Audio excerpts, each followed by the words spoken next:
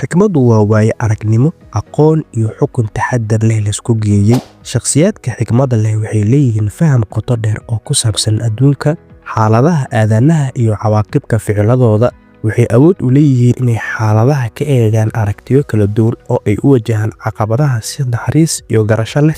waxaan ahay Jaabir Cusmaan JB. si aad wax badan noogu faa'iido fadlan nagu soo bir YouTube-kan Xikmad soo subscribe sar, like iyo share ta ka ilaawin muuqaalkan. daawadaha sharafta leh Ibn Qayyim al-Jawzi wuxuu yiri xikmadu waa in la sameeyo waxa ku haboon, hab ku haboon iyo waqtiga ku haboon. sidaa darteed halkan waxaan kugu soo gudbin doonaa 100 xikmadood oo lagu gaaro guul. si aad xikmadahan wax badan ugu faa'iido nala sii joog ilaa dhamaadka. haddana ku soo dhawaada muuqaalkeena maanta. xikmadda koowaad aan kuu sheego waxa ay guusha tahay waa jaceylka aad u qabtid inaad u gudubtid masaafo fog, aadna aad u shaqaysid, waxna aad u bixisid si ka badan sida ay dadka kale u bixiyaan.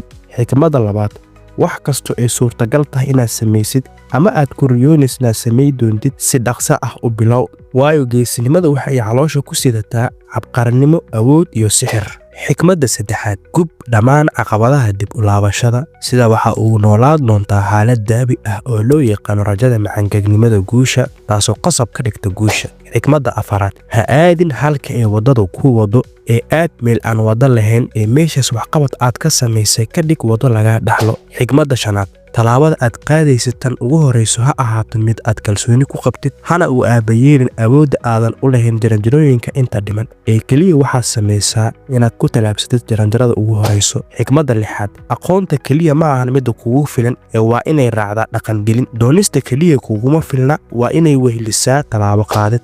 xikmadda toddobaad kuwa guulaystay waxay talaabooyinkooda barbardhigaan hadafka ay leeyihiin, kuwa fashilmayna waxay talaabooyinkooda barbardhigaan talaabooyinka dadka kale. xikmadda siddeedaad guul kasta marka uu noo weheliyo fashal waxaan rajaynaa anagoo aan kibir aqoonin, markaas aan midhaha guusha ka dhex helayno fashal kasto waxaan noolaanaynaa annaga oo rajo fiican saadaalinayno. xikmadda sagaalaad qofka ku guul daraysta qorshe dejinta wuxuu qorsheeyaa fashal. xikmadda tobanaad haddii aadan garanaynin meesha aad u socotid, waddo walba waxay ku geyn doontaa meel eber ah. xikmadda 11aad si aad u guulaysid waa inaad hawshaada ku gashaa jacayl, haddii aadan jecleen shaqadaada ha ka sugin guul. xikmadda 12aad muhiimadda aan nolosha ka leenahay ma ahan inaan ka hormarnaa dadka kale ee waa inaan kobcinaa nafsadeena. xikmadda 13aad guusha ma ahan furaha farxadda ee farxadda ayaa ah furaha guusha. haddii aad jeclaatid waxa aad samaynaysid waxaad ahaan doontaa mid guulaystay. xikmadda 14aad hal talaabo oo loo qaaday doorasho hadaf la hiigsanayo iyo in la joogteeyo fulintiisa ayaa ah mid wax walba bedeli kara. xikmadda 15aad heerka tilaabooyinka aad qaaday waxaad ku qiyaasan kartaa tirooyinka caqabadaha ku horyaalay ee aad soo xalisay si aad ugu gudubtid xaqiijinta hadafkaaga. xikmadda 16aad guusha waxaa iska leh kuwa xirtay dharka geesinimada si ay wax u sameeyaan, waxaase naadir ah inay guusha noqoto saami ay yeeshaan fuliyaasha ka baqa caqabadaha guuldarada. xikmadda 17aad ma jiro xuduud uu aqliga waxqabadkiisa ka siman yahay marka laga reebo tan aan anaga isaga qanacnay. xikmadda 18aad waa jeclaystaa marka aan maqlo dadka oo idhahaya arrinkan lama xaqiijin karo, sababta oo ah wax badan baan soo joogay oo ay dadka idhihi jireen weligaa guulaysan maysid. xikmadda 19aad caqabadaha ku hor gudban guusha waa wax argagax badan, kuwaas oo kuu muuqanaya marka aad indhaha ka dadbatid goolka aad hiigsanaysid. xikmadda 20aad kuwa ka baqa fashalka weligood ma tijaabin raaxada guusha. xikmadda 21aad waxaa jira laba mabda oo nolosha ku saabsan oo kala ah inaad u aqbashid duruufaha sida ay yihiin iyo tan labaad oo ah inaad aqbashid mas'uuliyadda waaqicigaas. xikmadda 22aad guusha waa sida jaranjaro loox ka samaysan oo kale, mana jiro weligeed qof koraayo qaybaha jaranjarooyinka iyagoo ay gacmihiisa ku jiraan jeebkiisa. xikmadda 23aad sida caadada ah ma ahan farqiga u dhexeeya qofka guulaystay iyo midka guuldaraystay wax xiriir ah lama lahan awoodda iyo fikirka, ee waa geesinimada loo bareero khatarta iyo sida loo diyaarsado afkaar waxgal ah iyo tallaabo qaad. xikmadda 24aad waxa aad hadda samaysid haddii aanay kuu sii dhaweynaynin yoolka aad hiigsanaysid, taas beddelkeeda waa ay kaa sii fogaysaa. xikmadda 25aad tayada waxa ay muhiim ka dhigaysaa inaad u gudubtid qaabka ugu wanaagsan kolka uu ku kormeeraynin axad. xikmadda 26aad caajiska waa wax jira oo qarsoon kaasoo laga wada wadaago dhammaan noocyada fashalka, laakiinse wuxuu ahaan doonaa sir aanu fahmi doonin ruuxa fashilmaya. xikmadda 27aad fashalka wuxuu dadka u kala qaybiyaa labo, kuwa fakeray laakiinse aan wax tallaabo qaadin iyo kuwa wax sameeyay laakiin si aan fakirin. Xigmadda 28aad fashalka shalay waa miraha maanta, waana midka ay waajib ka tahay in laga abuuro dadaal iyo feejignaan si ay noogu suurta gasho wax badan ka beelidda guulaha beri. Xigmadda 29aad unuga dahabiga ah waa inaad istaagtid oo dhaqaaqdid si aad wax badan u samaysid. dad badan baa heli kara fikir wanaagsan, laakiinse waxaa aad u yar cid fulin karta afkaarteeda. berito ha sugin, haddeer samee. guulaystuhu waa shakhsiga wax sameeya ee aan madashid bu dhigin waxqabadka. xigmadda 30aad mid ka mid ah qaababka ugu fiican ee aad noloshaada u wanaajin karto waa adiga oo si fudud ugu fakiraya qaabka si wanaagsan. xigmadda 31aad shakhsiyan waxaan aaminsanahay in fikirka wanaagsan uu abuuro aragtiyo wanaagsan oo ku wajahan nolosha, horseedi karta guul kasta, isla markaana gacan ka geysan karta hogaaminta nolol wanaagsan, taajir ah oo caafimaad iyo farxad leh. xigmadda 32aad ku fakir guuldarooyin kasta, xanuun kasta iyo khasaare kasta oo ku dhaca noloshaada in ay cashar ku tahay. xigmadda 33aad waa inaadan u ogolaanin naftaada inaad ku noolaato daqiiqad keliya fikradaha qaldan. xigmadda 34aad qofka fikirka wanaagsan qaba wuxuu arkaa waxa aan la arki karin, wuxuu dareemaa wax aan la fahmi karin, wuxuuna gaaraa wax aan macquul ahayn.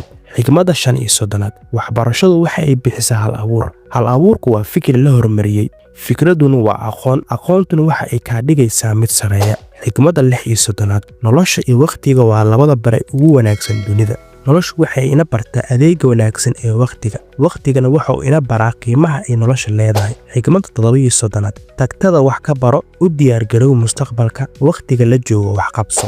xigmadda 38aad ragga waxa uu seexdaa 8 saacadood, dumarkana 7 saacadood, balse qofka doqonka ah weliba garashada saboolka ah leh waxa uu seexdaa 8 saacadood iyo wax ka badan. xigmadda 39aad aqoon bilaa fal ah waa waali, fal bilaa aqoon ahna waa faan. xigmadda 40aad ilaa aad naftaada qiimaysid ma qiimayn doontid wakhtigaaga, ilaa aad wakhtigaaga qiimaysidna waxba kuma samayn doontid. xigmadda 41aad dadka saacaduhu maalintii waxay u kala adeegsadaan si kala gedisan, balse sida aad wakhtigaaga u adeegsataa waxa ay ka tarjumaysaa tayadaada. xigmadda 42aad kuwa wakhtigooda sida ugu xun u isticmaala waa kuwa ugu horeeya ee ka cabada gaabnida wakhtiga. xigmadda 43aad wakhtiga oo aad lumiso ayaa ka daran dhimashada, waayo dhimashadu waxa ay kaa fogaysaa dunida balse wakhti luminta waxa ay kaa fogaysaa eebe. xigmadda 44aad wakhti intaa ka badan ha ku lumin inaad falanqaysid kana doodid waxa ay tahay in uu noqdo qofka wanaagsani, noqo adiga qof wanaagsan. xigmadda 45aad dadka qaar ayaa gabow ku dareemay 18 jirka, qaarkoodna dhallinyaranimo ayay ku dareemaan 90 jirka. wakhtiga waa fahan uu aadanuhu abuurto. xigmadda 46aad wakhtiga waa ka qaalisan yahay lacagta. lacag badan waad kasban kartaa, balse wakhti badan ma kasban kartid. xigmadda 47aad ha oo dhan wakhti ugu filan ma haysto, waayo dhammaan dadkii dunidan wax ku soo kordhiyey maalintooda waxay ahayd 24 saacadood ee kama ay badnayn. xigmadda 48aad ilaa aan awoodo inaan maamulno wakhtiga ma maamuli karno wax kale.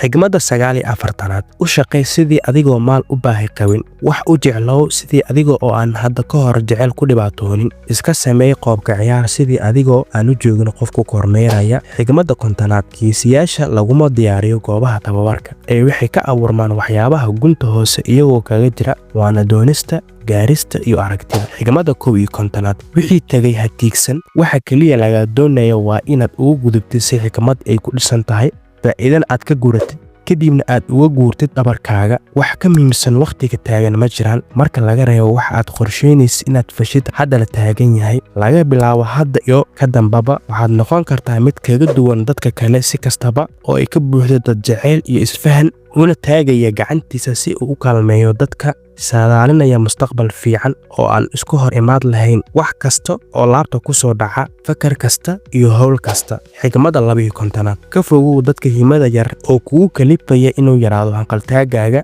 sababtoo ah dadka waaweyn himada sare leh baa kaa dhigi kara mid sareemaya inuu awoodo inuu ka gaaro heer sare damaciisa. xigmadda 53aad kuwa guulaystay waxay had iyo jeer raadiyaan fursadaha ay dadka kale ku caawin lahaayeen, halka ay kuwa guuldarada u qoran tahay ee marka hore isweydiiyaan maxaan ka faa'iidayaa garabsiinta dadka kale. xigmadda 54aad guusha waxaa gaara qofka iskudaya oo joogteeya iskudayga isaga oo maraya waddo ogolaansho ah oo aan shaki lahayn. xigmadda 55aad hal ruux oo ay geesinimo weheliso waxa uu u dhigmaa rag badan. xigmadda 56aad talada ugu saraysa ma ahan micnaheeda waxaan ahay aqoon-yahan, ee waa inaad la dagaali kartaa mashaakilada waqti badan. Xigmadda 17aad aniga kuma qiyaaso guusha ragga heerka ay ka gaaraan ka taxoobsiga buurta ee waxaan ku qiyaasaa qadarka uu sare u soo kacayo marka uu gaaro gunta hoose. Xigmadda 18aad qof kasta oo ku guuleysta nolosha oo aan la kulmay wuxuu igu yiri isla weertan waxaan nolosheeda u bedelay meel roon xilliga aan bilaaway in aan ku kalsoonaado awoodeeda iyo nafsadeeda. Xigmadda 19aad ka bixi xeerada ammaanka noloshaada waad horumari doontaa haddii aad ogolaatid soo dhaweynta shucuurka raaxo iyo walwal la'aan kuwaasoo ay weerinayso tijaabin waxyaabo cusub. Xigmadda 60aad dhiirigelintu iyada ayaa ah tan kuu ogolaanayso inaad howl bilowdid. Caadaduna waa tan kuu saamaxayso inaad howsha sii joogtaysid. Xigmadda 61aad waa wax muhiim ah in loo damaashaado guusha laakiinse waxaa ka muhiimsan darsiga laga faa'iidaysto guuldarrada. Xigmadda 62aad si loo gaaro guusha waxa kaliya ee loo baahan yahay in la helaa waa kal adeeg iyo joogtayn. taasi waxay jiiri doontaa dhammaan caqabad kasta oo ka hor timaada xitaa xeerarka dabeecadaha. Xigmadda 63aad mushaakil kasta oo aad ka baqaysid waa fursad weyn. qisooyinka guusha kuwa ugu waaweyn waxaa buugga ku xariiqay dad gartay fursadaha ku hoos duugan mashaakilada kadibna u bedelay guul. Xigmadda 64aad haddii aadan dabagelin waxaad doonaysid weligaa hanan maysid. haddii aadan cidna wax weydiinin jawaabtu waa maya mar kasta. haddii aadan hore u talaabsan adiga weligaa waxaad taagnaanaysaa meeshaada. Xigmadda 65aad akhristuhu waxa uu noolaadaa kun nololood halka kan aan waxba aqrin uu noolaado hal nolol. Xigmadda 66aad qoraa walba wuu dhiman doonaa wuxuu gacmihiisa ku qorayna wax ka dambeeya oo ka hara ay noqon doonaan. ha qorin wax aanad ku farxi doonin maalinta qiyaamaha inaad aragto. Xigmadda 67aad buugaagta iyo wax kasta oo la qoro waxay argagax geliyaan kuwa raba in ay daboolaan runta. Xigmadda 68aad hal buug oo aad u fiican waxa uu u dhigmaa 100 saaxiib oo wanaagsan balse hal saaxiib oo wanaagsan waxa uu u dhigmaa maktabad dhan. Xigmadda 69aad tani waa wax u gooni ah buugaagta waxa ay ku ogolaanayaan in aad socdaasho adigoo aan talaabo qaadin. Xigmadda 70aad haddii uu jiro buug aad rabto in aad akhrido laakiinse aan weli cid qorin markaas waxa aad ku qasban tahay inaad adiga qortid. Xigmadda 71aad qofka aan akhrinin buugaagta wanaagsani waxba ma dhaamo qofka aan akhrin karin. Xigmadda 72aad akhrinta buugaagta wanaagsan oo dhan waxa ay la mid tahay la sheekaysiga dadkii ugu wanaagsanaa qarniyadii tegay. Xigmadda 73aad caalamku waa sida buuga qofka aan safrin waxa uu la mid yahay qof buug hal buug oo kaliya ka akhriyay. Xigmadda 74aad haddii aad doonaysid inaad noqotid qoraa waa inaad laba shay samaysaa. ugu horeyn wax badan akhri wax badan qor. Xigmadda 75aad ma jiro saaxiib u daacad ah sida buugta daacad u yahay. Xigmadda 76aad inta aanan hadlin ka hor fakir inta aanan fakirin ka horna akhri. Xigmadda 77aad qaladka waa hal buug oo ka mid ah nolosha aadanaha balse xiriirku waa buug dhammaystiran. haddaba hal buug oo qudha ha u limin buug dhammaystiran. Xigmadda 88aad goortii qof maskaxdiisu daciif tahay xaalad kasta waxay ku noqotaa dhibaato. goortii qof maskaxdiisu isku dheelitiran tahay xaalad kasta waxay ku noqotaa loolan laakiin goorta qofka maskaxdiisa xoogan tahay xaalad kasta waxay u noqotaa fursad. Xigmadda 89aad quruxda quraanka ayaa ah in aad markaad akhrido ay ka fujiyaan murugo iyo dhibaatooyin idin. Xigmadda 8aad caqabad kasta oo kugu timaada waxay ku tilmaamaysaa wadada aad ku guuleysan lahayd. nolosha waxay u baahan tahay dulqaad. Xigmadda 81aad arinta ugu wanaagsan ee ku difaaci karta markaad maqan tahay waa akhlaaqda iyo dhaqankaaga wanaagsan. Xigmadda 82aad hadday indhahaagu hagaagsan yihiin dunida waa jeclaan doontaa laakiin carabkaagu hadduu quman yahay adduunku waa ku jeclaan doonaa. Xigmadda 83aad ha isdhiibin isku day inaad samayso wax aad runtii rabto inaad samayso. meesha ay jirto jacayl iyo dhiirigelin u malayn maayo inaad qaldami karto. Xigmadda 84aad ogaanshaha qofka aad tahay ujeedkaaga nololeed halka aad rabto iyo qiimahaaga qofeed ayaa barbilo u ah isbeddelka nololeed ee aad u baahan tahay. Xigmadda 85aad xoog yeel oo aad u dhiiranaw ha cabsanin hana qalbi jabin maxaa yeelay waxaa kula socda rabbi aan weligiis kaa tegaynin umana deerin doono. Xigmadda 86aad nolosha waa fursado lagu xaliyo mashaakilada oo keliya. mashaakilada ku soo wajahayna waa laba xaaladood inay ku jabiyaan ama inay horumariyaan awoodahaaga. taasina waxaa lagu aanayn karaa oo keliya hadba sida aad u qaabishid mashaakilada. Xigmadda 87aad aad bay u sahlan tahay inaad meel fariistid oo aad eegtid waxa soconaya waxaase aad u adag inaad dhaqaaqdid kadibna aad wax u qabato sidii ay kugu muuqdeen. xigmadda 88aad guusha waxay u baahan tahay inaad hesho 10 qodob oo dadaal ah. xamaasadaada shakhsiyadeed ayaa ah tan soo saari karta 10 qodob oo natiijada guusha ah marka lagu biiriyo hal qodob oo dadaal ah. xigmadda 89aad dhagaxa jawharta ah ma suurtagelayso inuu iftiimo iyadoo aan la sifaynin. ma jirto qof guulaysan kara asagoo aan isku dayin. xigmadda 90aad wax wanaagsan samey weligaa. waxaa iska dhici karta inay dad badan kaaga caroodaan oo u dhaliyo cajabinta inay meeshooda iska joogaan oo ku dhegnaadaan aragtiyadooda. xigmadda 91aad waa inaad u guulaysataa maskax ahaan ka hor inta aadan ku guulaysan noloshaada.